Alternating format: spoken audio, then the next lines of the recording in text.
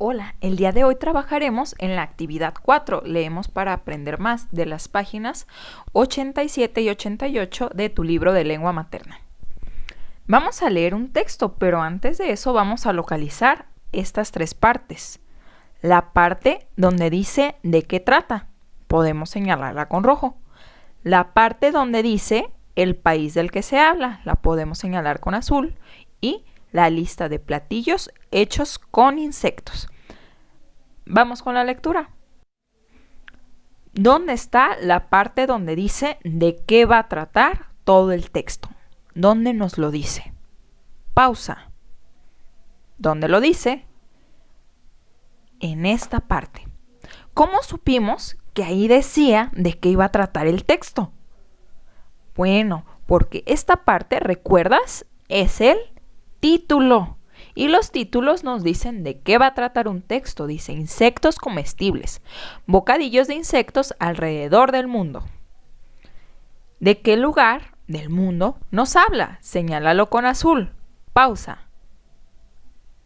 ¿Ya? El lugar del que nos habla es Japón.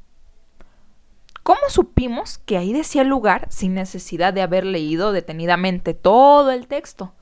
Bueno, pues busco pistas clave que están con otro tipo de letra. ¿Te fijas? Está con el mismo tipo de letra que el título. Si dice alrededor del mundo y me va a hablar específicamente de un lugar, pues debe estar cerca del título, Japón. Continuamos. ¿Dónde nos dice la lista de platillos? Pausa. Aquí está. ¿Cómo supimos que esa era la lista sin tener que haber leído todo el párrafo anterior? ¿Cómo? Bueno, lo supimos porque esta es una pista tipográfica. Les podemos llamar viñetas. Las viñetas pueden ser esos circulitos, palomitas o flechitas con las que señalamos los elementos de una lista. Ahora sí, acompáñame a la lectura. Lee junto conmigo. Dice, insectos comestibles, bocadillos de insectos alrededor del mundo. Japón. Los japoneses han usado los insectos como alimento desde la antigüedad.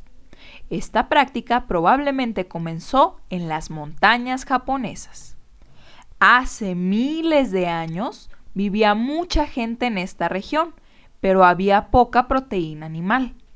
Como había muchos insectos acuáticos en el área, esta fuente de comida llegó a ser muy importante para la sobrevivencia de las personas.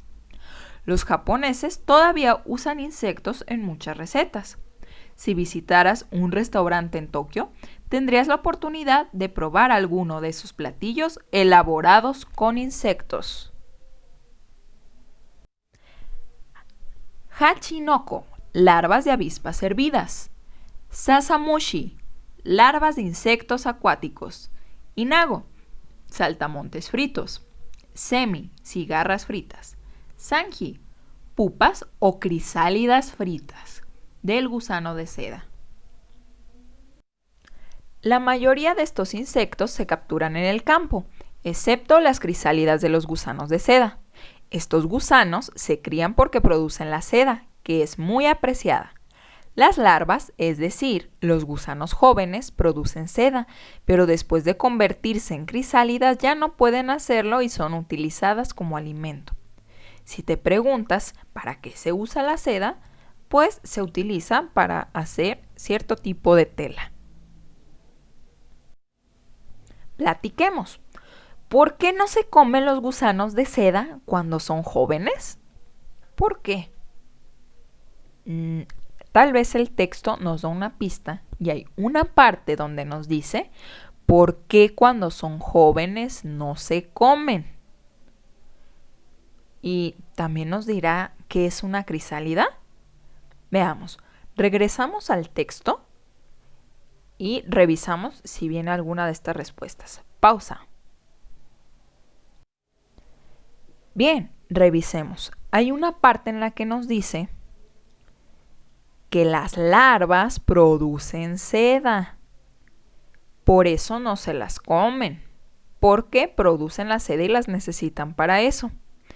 Entonces, después, cuando se convierten en crisálidas, ya no pueden y son utilizadas como alimento.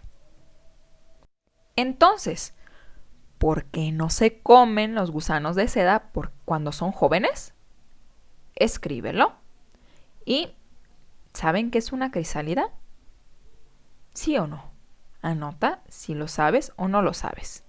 Bueno, en la siguiente lección hablaremos más sobre lo que son las crisálidas. Mientras tanto, te mostraré una imagen de una crisálida de mariposa, pero hay muchos tipos de crisálida dependiendo del insecto.